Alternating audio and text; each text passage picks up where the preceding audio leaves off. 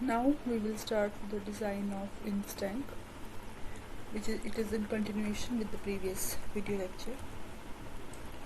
So as I have explained to you earlier, the different components of INS tank are top spherical dome, then below that top ring beam, then cylindrical tank walls, then bottom ring beam, conical dome, bottom spherical dome, and the circular beam or girder. Below that we will have column. So each component has different function and different behavior and different dimensions. So the top spherical dome has diameter d, which is equal to the diameter of the tank. H1 is the rise or height of the top dome. The water in INS tank is provided till here or up to the level of wall only. The top dome does not store water as it is only a covering. So this much part from here to here is used to store the water. So now the cylindrical tank wall have diameter d and height h, capital H. H2 is the height of the conical dome and H3 is the height of your bottom spherical dome, which is having diameter d3. This dome and this dome have same behavior. This is also spherical dome, this is also spherical dome, but the difference here is that it is of course the dimensions, and second is the load acting on both these domes. This dome is subjected to only the live load, dead load from above, and this dome is subjected to all the load acting from the different components of your tank. So before we start any design of INS tank, we have to know the diameter required of the INS tank, which depends on the capacity of the tank. So either you will be given the diameter of the INS tank, or you will be given the capacity of the INS tank for which you have to design the tank. So if you have been given only the capacity of the INS tank, then first we find out volume of whole of this tank, and from that we calculate the diameter of tank. And when we have the diameter, we can on the basis of diameter we can proportion the different components. So a pre-proportioning of tank is done. Approximately the height of cylindrical portion, capital H, is taken as 0.6 times diameter of tank. Rise of top dome is taken as d by 7. Rise of the conical dome, H2 is height of the conical dome, is taken as H 0.2 times diameter. Rise of bottom spherical dome, H3, is taken as d by 7. And diameter of bottom circular ring beam, that is d3, is 0.6 times d. So on the basis of the diameter of tank, all other proportions or dimensions are selected or assumed. Now the load transfer in INS tank is from top to bottom. So the top dome load is getting transferred to the top ring beam, then tank wall, then bottom ring beam, conical dome, spherical dome, circular beam, and then the columns below. So before proceeding further, you need to know these two formulas for calculation purpose. We will be using these later on. The volume of a conical dome is equal to pi by 12 H2 d2 plus d3 square plus d into d3. So this is your conical dome. I have made it here. So the upper diameter is d, lower diameter is d3, and its height is h2. So its volume is this expression. The volume of spherical dome is pi by 3 h3 square into 3r3 minus h3.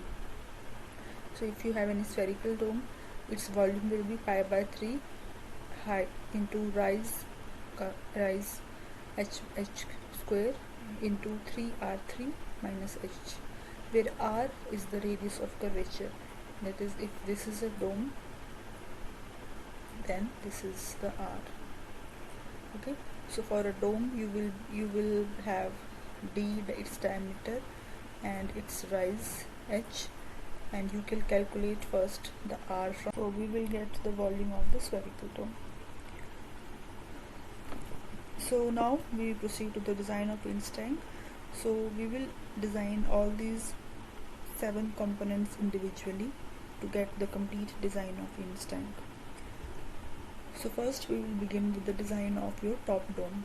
I have already explained you how dome is analyzed and designed. So how it is done for this particular Prince tank, I will explain it to you here in brief. So the load acting on your top dome is the live load and dead load.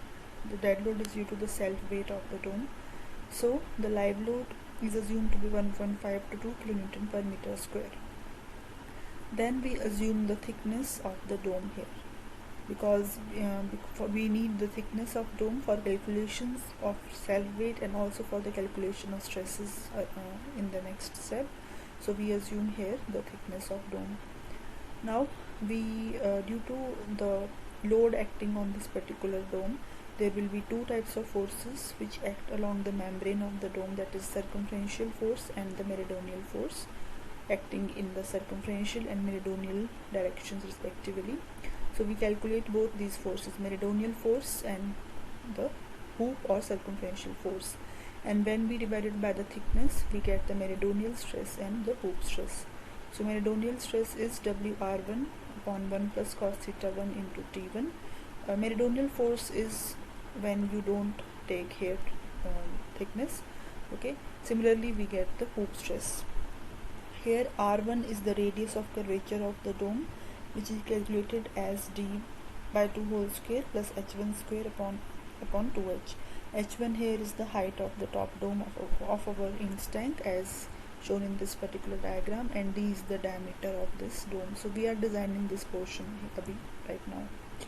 So R1 is d by 2 whole square plus h1 square upon 2h1, and the semi-vertical angle theta 1 is sine inverse of d by 2 upon R1.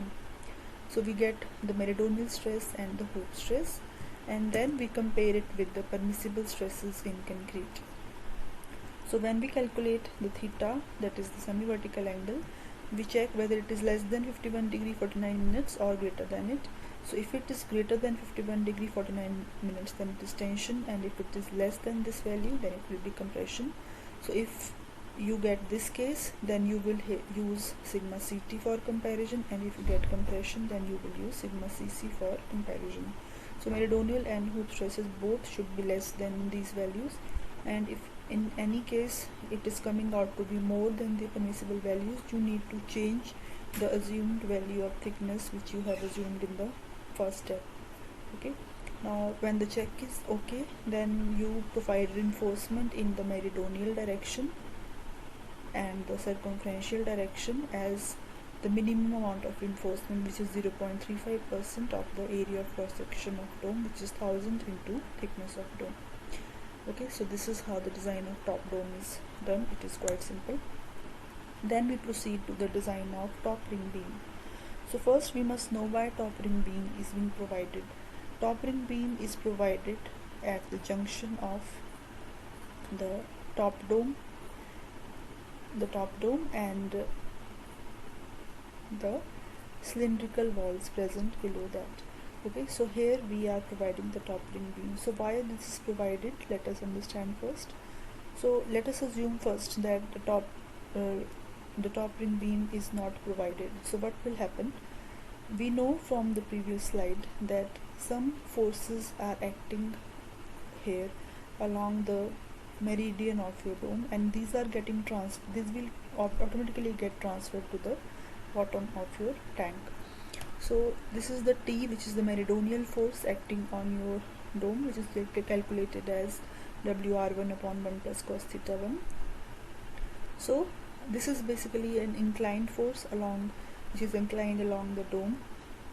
Then its horizontal component, that is T cos theta, will tend to provide outward movement to this particular portion in this direction also, and in this direction also. So whenever there is a change in structural element or structural property, like this is a different type of RCC element, this is a different type of RCC element, So this corner is very important, this and this corner, and to prevent this outward deflection due to this horizontal component T cos theta of meridional stress, to provide here RCC element, that is the top ring beam.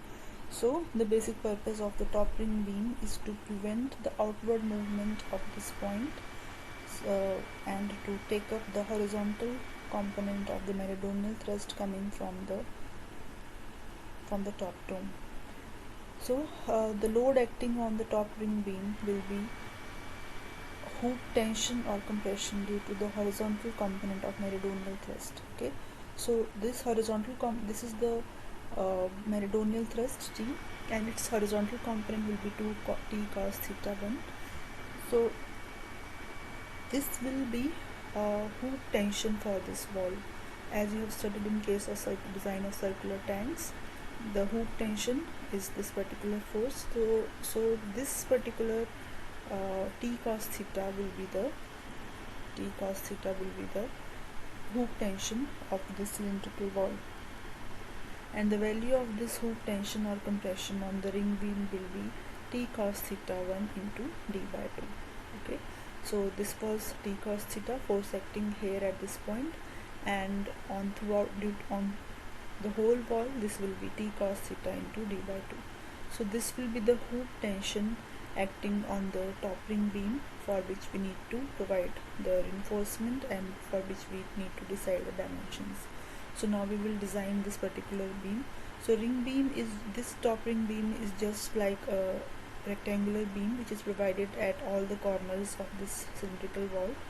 So you need to first find out the reinforcement in this particular beam, and then we have to decide the dimensions of this beam. So let us discuss here how we do that. So this beam is designed not for any bending moment as in case of other beams. This beam is designed to carry this particular force, that is T1.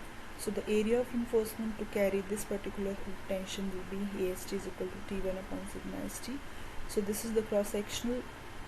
So this is the reinforcement provided in this particular beam, and this is provided in the form of rings in the particular beam. I will explain to you when we do the numerical.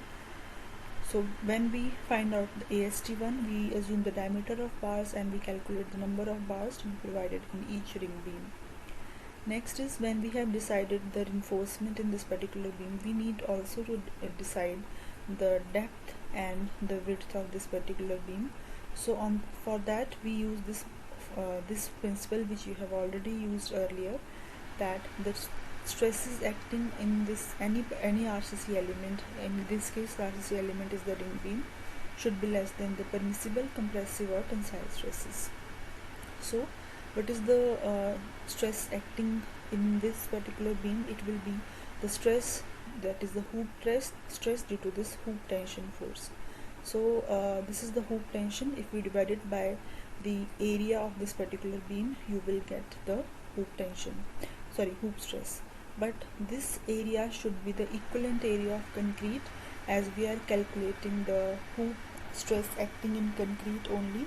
So the equivalent area of the concrete in hoop tension will be area of the beam plus and minus 1 into AST.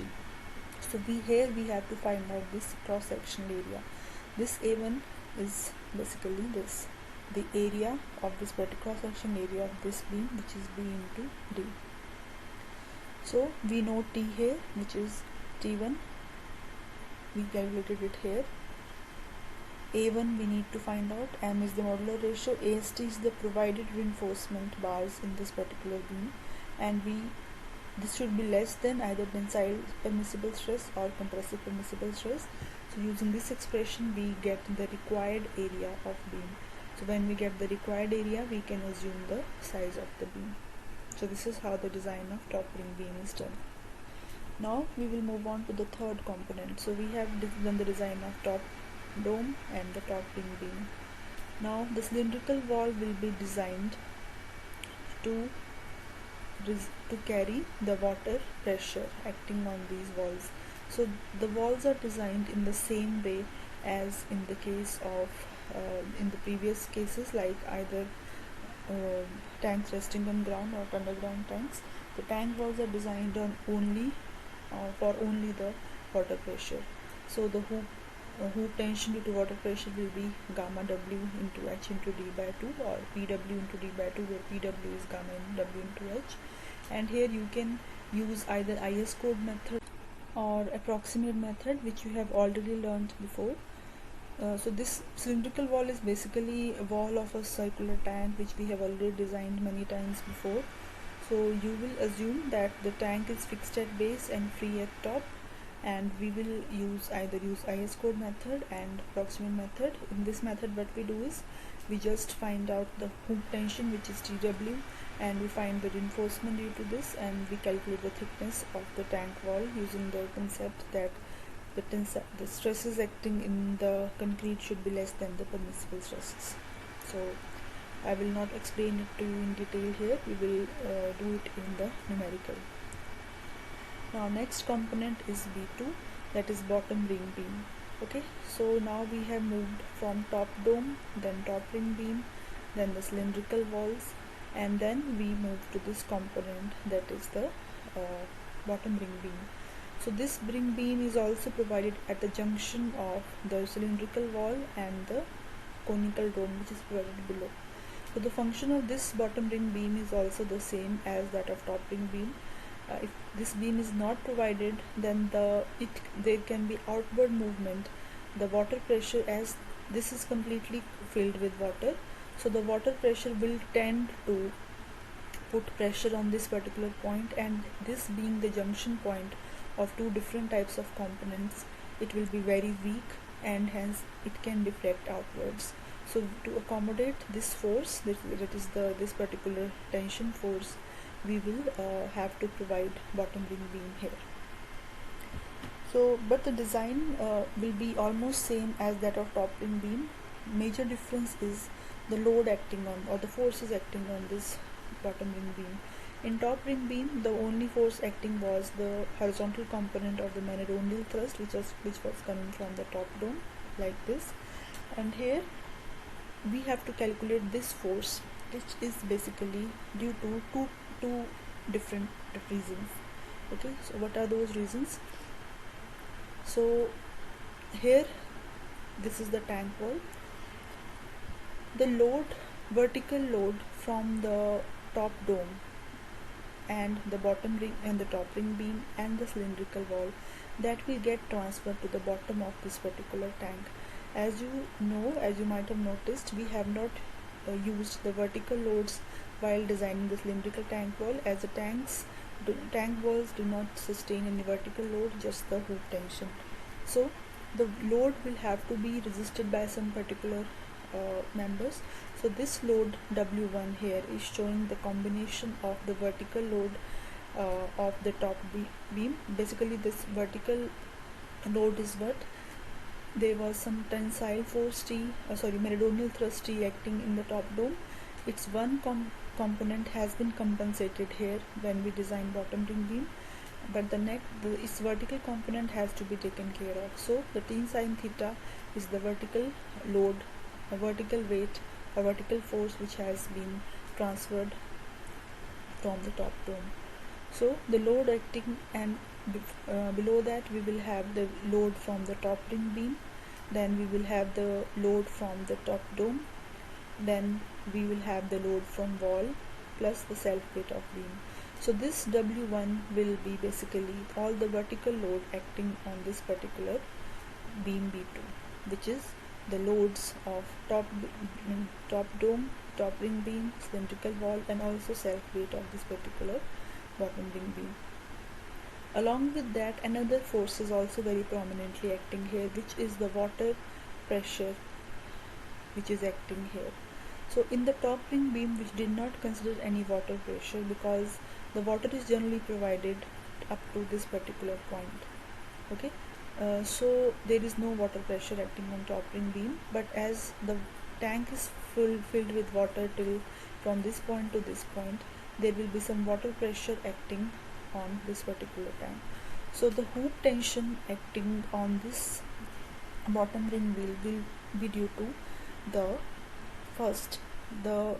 horizontal component of this vertical load and second the outward force due to the water pressure. So total hoop tension in the ring beam B2, which is, I denoted by T2 here, where T2 is the combination of both these loads. It will be due to hoop tension due to outward component of vertical load. So if this is the W2, its outward component is H2. So first component is this, and the second component is due to the water pressure, that is the hoop tension due to water pressure acting on this particular beam, which is T and which is gamma H into D by 2. Okay, so what will be the hoop tension due to outward thrust of vertical component? If this is the weight W, okay, so let me show it in this diagram only. If this is the weight W and theta 2 is the inclination of the conical dome with the bottom dome, so the H2 will be the tan component of this particular force.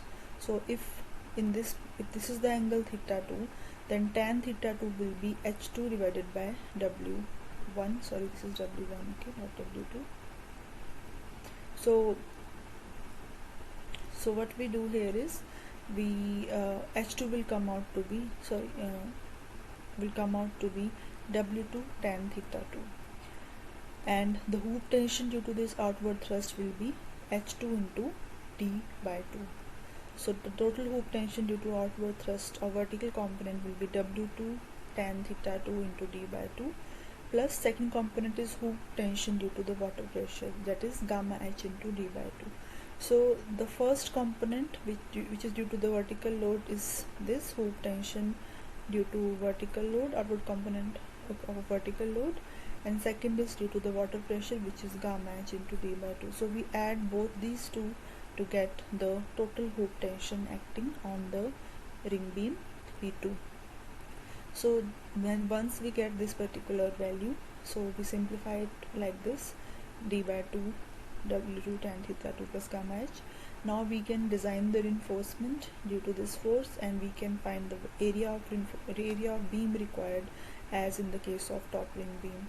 So area of reinforced to resist this hoop tension is T2 upon sigma St, where T2 is this, and area required for ring beam is calculated by considering that permissible stresses are not exceeded.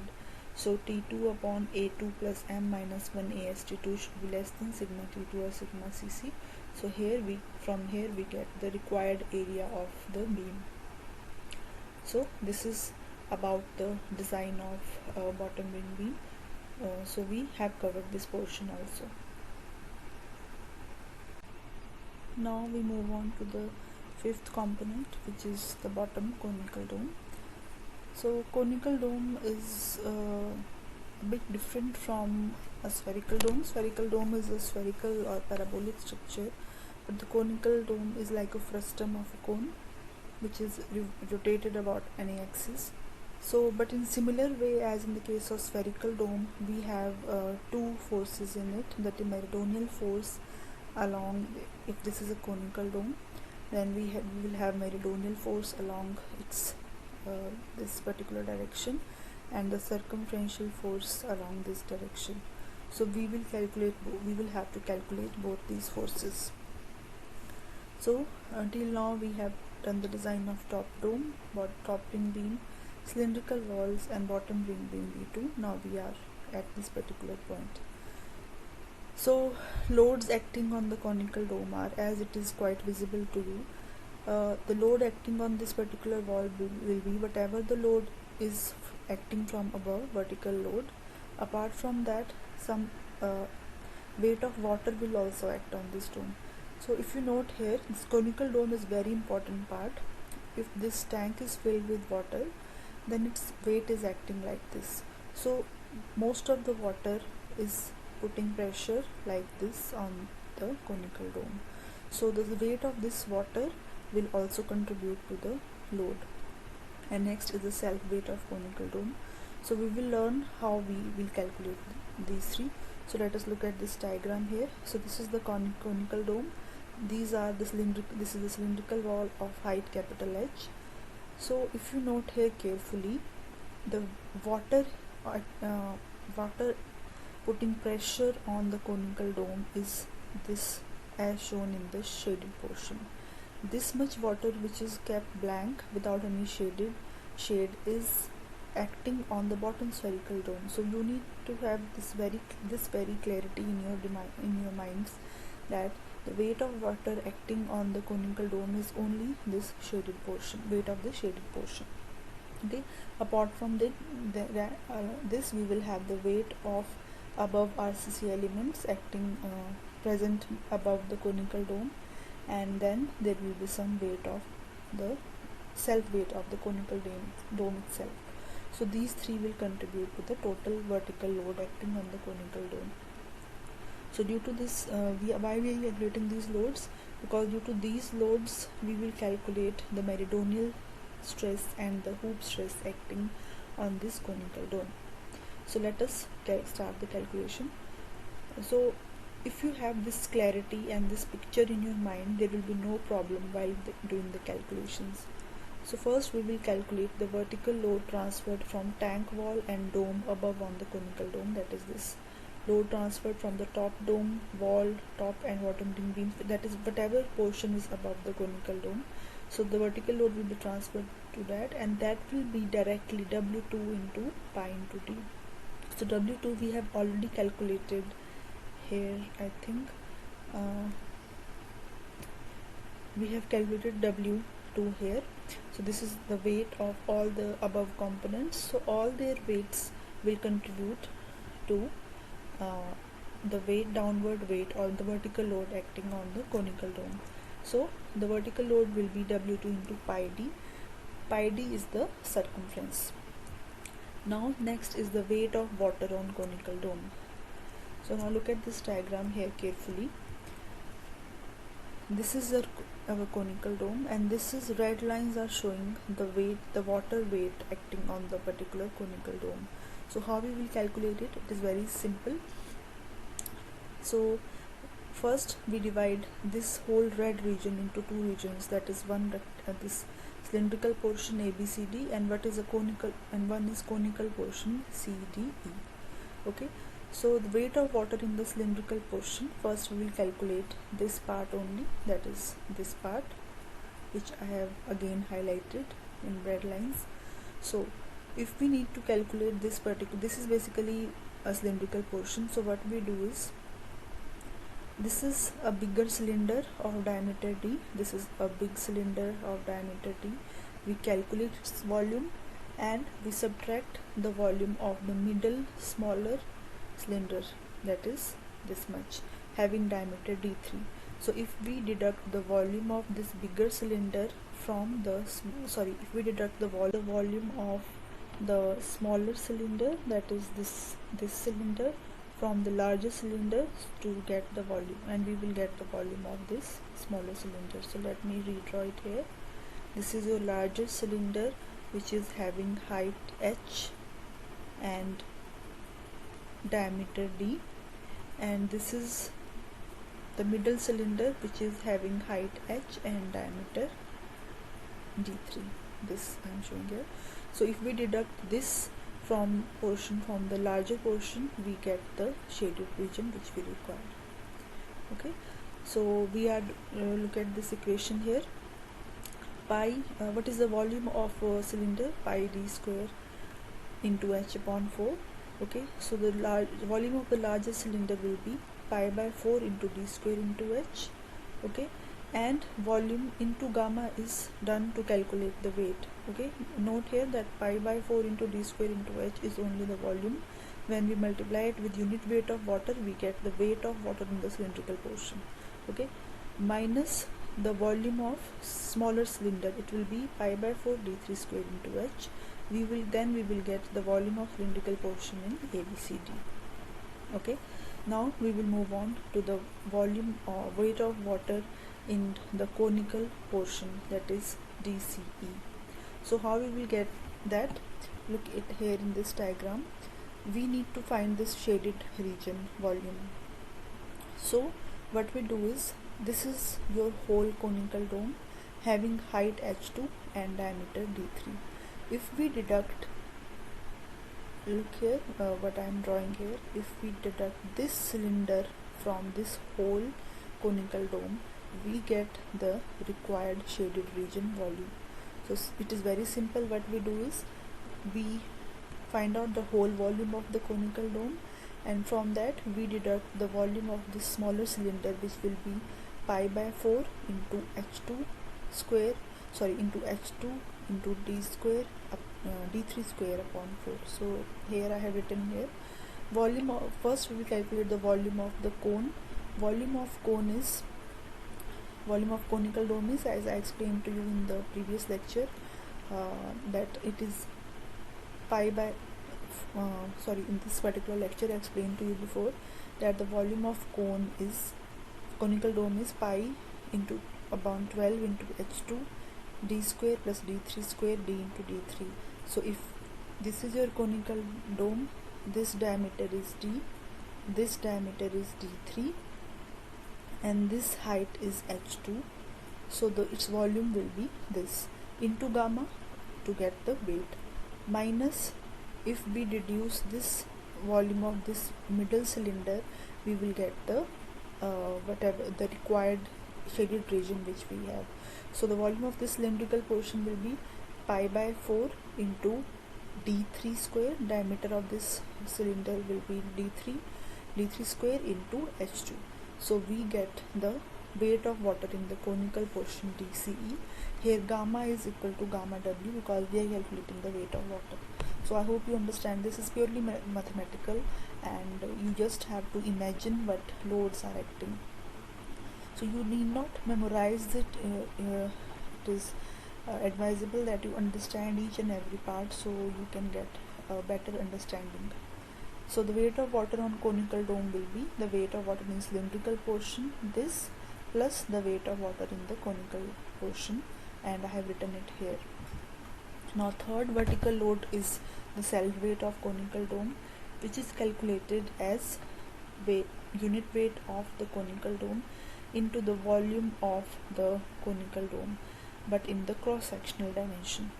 Okay, so the formula for that will be gamma c into pi into radius of your dome into its line height into the thickness. So if this is your dome, so its circumferential volume will be pi into the radius of this dome into the slant height. Slant height is this L, and thickness of dome, whatever this we will have to assume.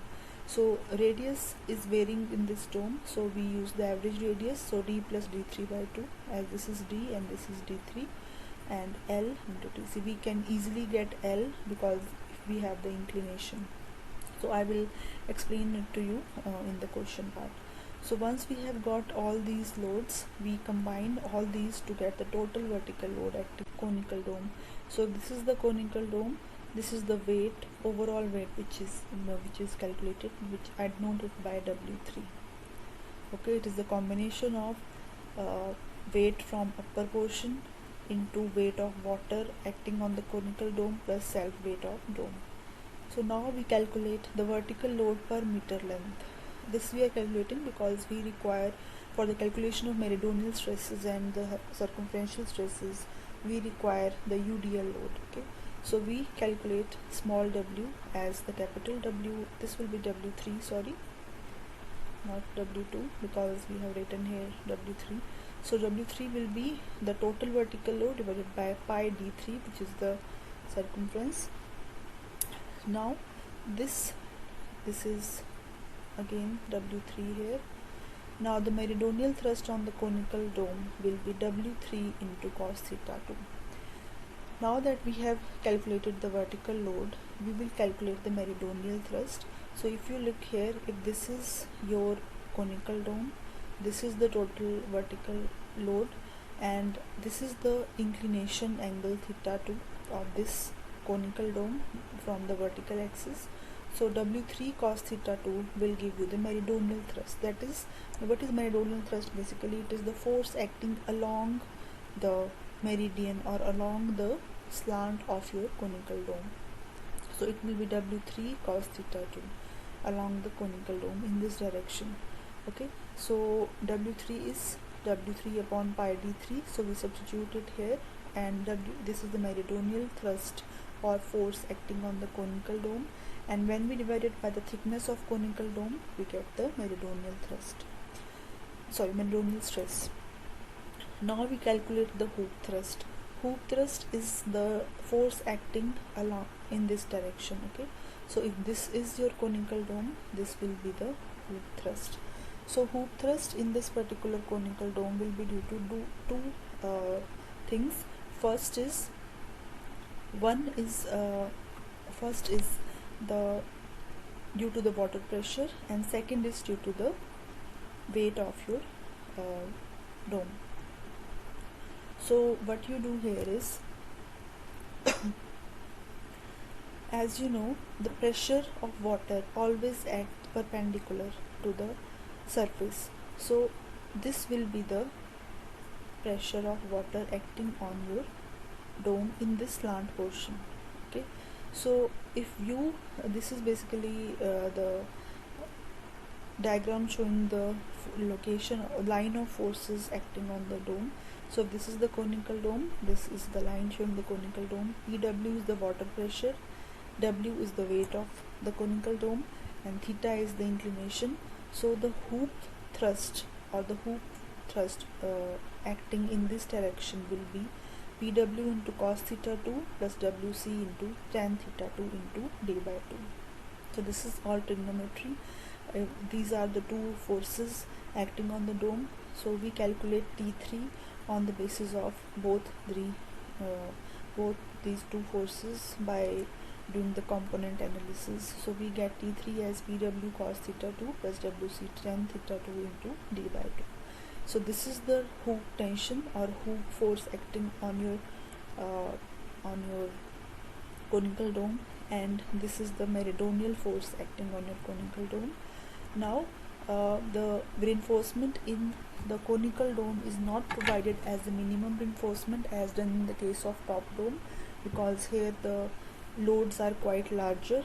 So the area of reinforcement to resist hoop tension, that is this hoop thrust acting on the conical dome, will be AST equal to T upon sigma ST, where T is this, and the vertical reinforcement is provided as slanting reinforcement. So as in the case of top dome, we have two types of reinforcement here, that is the hoop reinforcement acting in the circumference direction of your conical dome, and one is the slanting reinforcement acting along the direction of the meridian of your conical dome.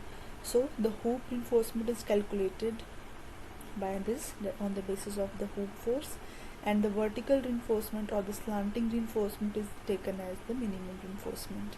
Okay, now we will do a check, because we have assumed the thickness of the dome earlier. So we need to apply this check that the permissible stresses should always be greater, or the stresses acting in the concrete of the conical dome should always be within the permissible limit. So we apply this check. So T3 upon A dome plus M minus 1 AST will give the tensile stress developed in the concrete in the conical dome, where A dome is the cross section area of the conical dome. So it will be 1000 into Tc. So from here we can get the value of Tc, and we can check it with the assumed value. So this is how the check is done.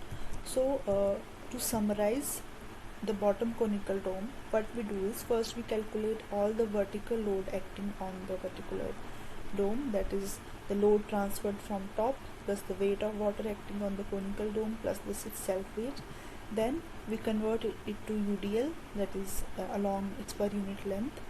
Then we calculate the meridional thrust, which is a component of the vertical load acting on the dome, and then we calculate the hoop tension, which is also due to the water pressure and also to the weight, due to the weight of the dome.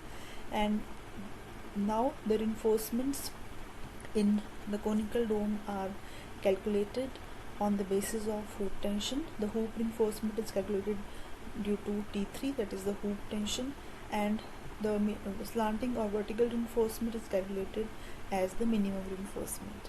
And the last step is the check for the assumed thickness of dome. So this is how the conical dome is designed. Now next is the bottom spherical dome. So bottom spherical dome is designed in the same way as the top dome, but with the difference here that the load acting on the top dome will be slightly different. So the load acting on the bottom spherical dome are self weight of the dome obviously, and the weight of water supported on the bottom dome. So as I have explained to you in the case of bottom conical dome also, this here the water which is present here will put its weight on the conical dome, and the water present in the middle portion will put its weight in the bottom spherical dome. So we will calculate these loads. So first we will calculate self weight of dome. Self weight of bottom spherical dome is calculated as 2 pi r3 into h3 into thickness of dome into gamma c. This formula is almost same as, if you can see, like this formula, that is self weight of conical dome here. Okay, so but the difference here is that this is for conical dome and this is for the spherical dome. So 2 pi into r3 into h3 into thickness of spherical dome into gamma c will give you the self weight of bottom spherical dome, where r3 is the radius of curvature of bottom dome, and this will be d3 square plus h3 square upon 2h3. Okay, then weight of water on the dome. So how will you calculate this particular weight? It is very simple. So we have to find out this particular weight. So what we will do, we will divide it into two components. So look at this picture. This is the load this is the volume which we have to find out. So we divide it into two portions. One is the cylindrical portion and one is the this portion. Okay, so for the calculation of the cylindrical portion, so weight of water in the cylindrical portion ABCD of height h plus h2. So what we do is we take this bigger cylinder, larger cylinder ABCD of height h plus h2. Okay, and we have to find out this shaded region volume. So what we do is we subtract this portion from this. Okay, let me shade it with another color. So when we subtract this green shaded portion from this red cylinder, then we get this particular required volume which we require. So what is the weight of this cylinder? It will be pi by 4 into height of this cylinder, that is h plus h2, into diameter of this cylinder d3 whole square.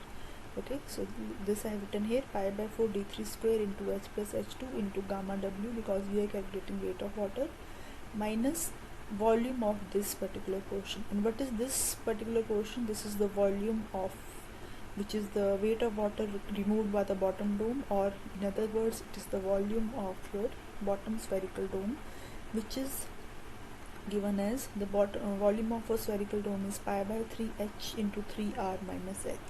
Okay, so if we reduce it from the bigger cylinder, we will get the desired volume, shaded volume. So this is the weight of water. In both these two weights, that is self weight of the bottom spherical dome and the weight of water on the bottom spherical dome, to the total vertical load, we calculate the total load per unit area, that is W2 upon 2 pi R3 into H3. Sorry, this is W4. Okay, not W2. Now we calculate the hoop stress and meridional stress.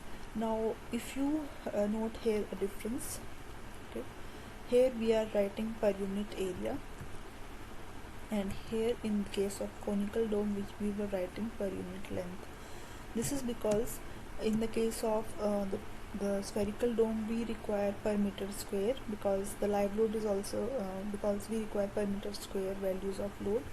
So the hoop stress in the bottom spherical dome, as this is a spherical dome, then rest of the things will be same as in the case of the top dome. The hoop stress or the circumferential stress in the bottom spherical dome was given by this formula, and the meridional stresses are given by this formula. Here this W here is the W4 which we have calculated so far. So TSD is the thickness of spherical dome which we will have to assume. So these both stresses we calculate, and these should be within the permissible limits, and then the reinforcement is provided in both meridional and hoop directions as minimum reinforcement, which is 0.35%. Okay, so I hope you understand this part. Now we go to the last component, that is the design of the bottom circular beam or girder. Okay, so now we have come to the design of this beam B3. So if you look here, this is the conical dome and this is the spherical dome. So the bottom circular beam is provided at nearly the junction of both these two domes. So M3 is the meridional thrust on the bottom spherical dome, which we had calculated in this case. I think this is the meridional thrust acting on your. This is the meridional thrust acting. This is the meridional thrust acting on the bottom spherical dome, and the meridional thrust acting in the conical dome we have also calculated as this. So this is M2 and this one is M3. Okay, so these are the meridional thrust. So due to these two if this is the beam, this is the meridional thrust due to the conical dome, this is the meridional thrust due to the bottom spherical dome. These will apply a pressure or force on this particular beam, and one of its if we calculate the horizontal components of both these forces, this will come out to be like this. So the inclination of the conical dome with the vertical axis is θ2, and θ3 is the angle of your bottom spherical dome or the circle here. Okay, so if the net we have to calculate the bottom ring circular girder is subjected to inward thrust from the conical dome and the outward thrust from the spherical dome. Okay, so this is the inward thrust and this is the outward thrust. So these are the two thrusts we are talking about. So if we subtract both these two, we will get the net thrust. Okay, so the net thrust, outward thrust, will be M3 into cos phi. Okay, as this is this is theta dash, so this will also be theta dash, this angle, and this value will come out to be M3 into cos phi. Okay, so this is how this is calculated. M2 into sin theta 2, because this angle is theta 2, so this component will be the sine component, so M2 sin theta 2. So this is the net outward thrust. So due to this net outward thrust, we calculate the hoop tension on the ring beam as P3 into D3 by 2. Okay, so we substitute this value of P3 to get the hoop tension acting on the ring beam. Similarly, we get we substitute the value of P3 to get this particular hoop tension T4. Now we calculate the hoop stress by dividing it with the thickness of the thickness of the dome to get the value of the hoop stress acting on this particular portion. So this should be within the permissible limit. Now we calculate the total vertical load acting on the ring beam. So what will be the total vertical load acting on the ring beam? It will be the vertical component of this force and the vertical component of this force. This is the meridional thrust acting on the conical dome, and this is the acting on the bottom spherical dome. So its vertical component will be this and its vertical component will be this. So we add both these two to get the vertical load acting on the ring beam. Okay, so M2 into cos theta 2 plus M3 into sin theta dash will give you the total vertical load. Now this vertical load is used to design the beam as circular beam. So I have briefed you about the circular beam in the first part of the video lecture, in the previous video lecture, that how it is designed. I will explain to you in detail in the design problem that how we use this vertical load to calculate the bending moment at the center, at the support, and the twisting moment wherever it is maximum to get the design of the circular beam done. Okay, so this was all about the design of INSTANK. Now we will, in the next lecture, we will move to the solved design problem, so that you have a better understanding of how all these concepts are kept together and worked on together to get the design of whole INSTANK. So go through this presentation, through this lecture thoroughly, because these concepts will better understanding of these concepts will help you to understand and solve this question easily, although it is quite lengthy. But if you understand the behavior of each and individual component properly, then there will be no problem in the design of the rinse tank. The other types of tanks, that is the tank with flat base and the tank with bottom spherical dome, are also designed in the same way, but with just one difference, that there is no conical dome. For example, if we are doing the design of uh, overhead tank with flat base, then after we will have this. If this we design the top dome, then we design the top ring beam, then we design the cylindrical walls, and that's it. And after that we design the base slab, which is the circular slab. Okay, so this is designed as I explained to you earlier. This design of circular slab in the first lecture. If we have only there is no conical dome and we have only bottom spherical dome like this.